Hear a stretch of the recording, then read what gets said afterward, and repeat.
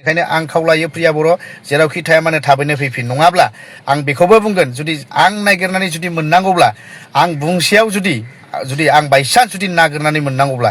बिगुर जिगोन खोन्थानाय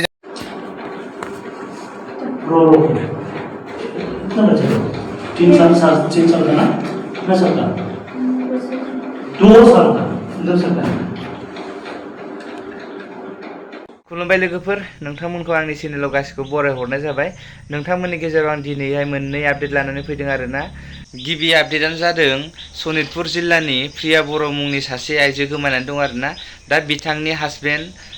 आरो बिथांनि न'खरनि गार्जेनफोरा माने मैदोम बसुमतारी बिथांखौ भिडिअ खालामना फोरमायना होनो थिननायखाय मैदोम बसुमतारी बिथाङा गावनि इउटुब चेनेलाव माने भिडिअ खालामना फोरमायनाय जादों आरोना बिथांखौ न'आव फैफिननो थाखाय खावलायहरनाय जादों आरो माखासे खोथा बुंलांदों आरोना भिडिअनि गेजेरजों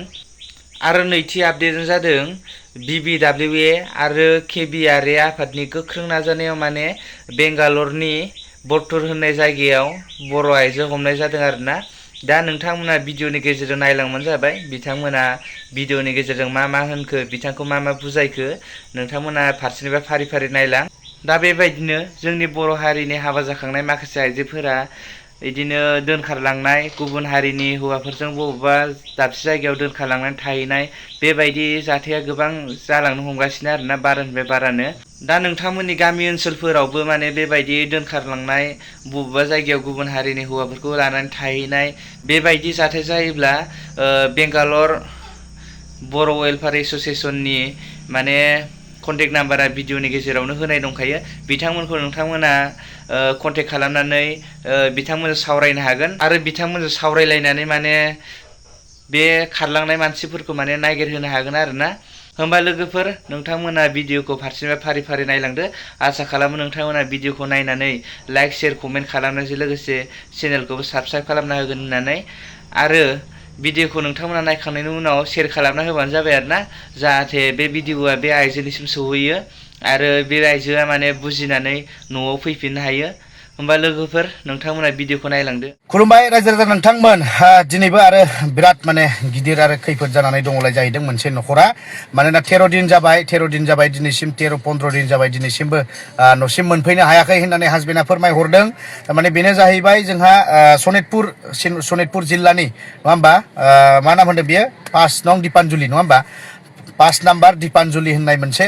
गामिनि दिपानजुलि होननाय मोनसे बै सनितपुर डिस्ट्रिक्ट होननानै खोन्थाहरदों दा बे प्रिया बर' होननाय बिनानावा गोमानानै दङ होननानै खोन्थाहरदों दा न'खरनि हासबेन्डआ आंखौ फोरमायदों जे आदा अननानै आंखौबो सापर्ट खालामदो भिडिअ खालामनानै होदो जाहाथे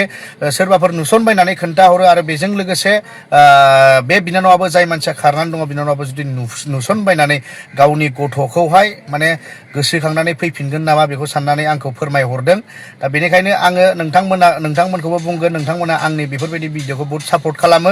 गोबाङा बहुत शेयार खालामो नङा होमबा आरो बे शेयार खालामनायनि गेजेरजों दाख्लैसो जि होनानै थांनाय भिडिअ नङा होमबा बिनि गेजेरजों गहपुरावहाय सासे मानसिखौ खबर मोननाय जादों नङा होमबा गावनो गाव फन हरदों आं भिडिअ बानायनाय लोगो लोगोनो गावनो गाव फन हरनानै हासबेन्डजों न'खराव रायज्लायहरनानै मिलिजुलि थादों होननानै आंनिसिम फोरमायहरदों आंनाव कल रेकर्डबो दङ दा बेनि आं माब्लाबा होनानै होगोन दा खोथाया जाहैबाय मा नैबे दिपानजुलि गामिनि नङा होमबा सनितपुर डिस्ट्रिक्ट दिपानजुलि गामिनि जे प्रिया बर' बिनानावा गोमानानै दङ गावनि गथ' उन्दैखौ गारनानै 13-15 दिनसो जाबाय दासिमबो न'आव गैया होननानै फोरमायहरदों दा बेनिखायनो रायजो राजा नोंथांमोनखौ आङो खावलायो जे नोंथांमोनहा जेरावखि थाया मानो बे प्रिया बर' होननायनि फट'खौ आं होनानै होगोन एसे खेल खालामदोलाय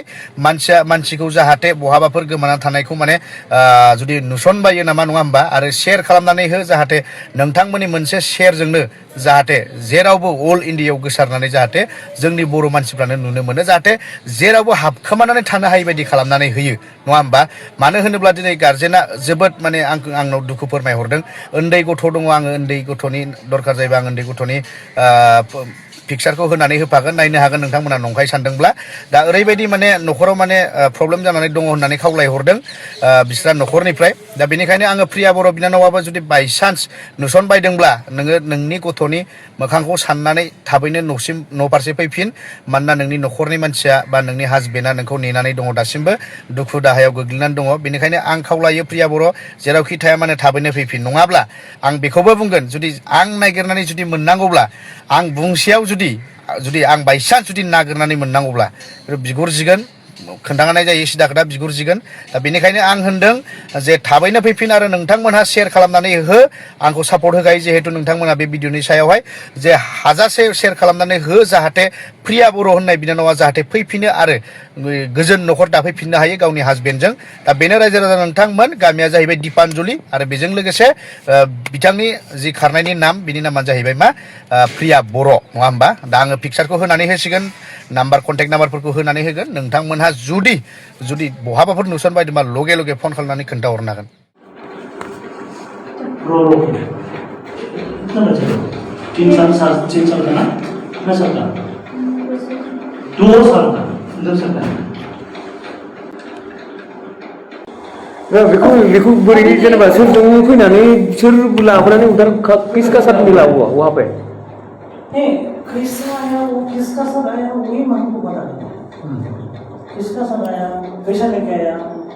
हमको कैसा मिला आपको भी मालूम नहीं कैसा आपको में आया वही अब बस प्लीज आपका कोई इशू नहीं है आपका कोई प्रॉब्लम नहीं है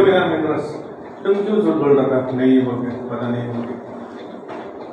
नहीं उसका घर से भी कॉल आ रहा था ना हाँ वो कॉल आ रहा था ना आप लोग काम पे रहती हो ना मेरे नंबर से कॉल आता है पूछ रहे इसका नंबर आज ही मेरे पास है आज ही मेरे को कॉल आके क्या क्या उधर है वो हम लोग पहले पुलिस में एफआईआर करते हैं कौन सा नंबर में फोन कर रहा है वो नंबर को पहले एफआईआर करेगा पूरा आपका डिटेल आ जाएगा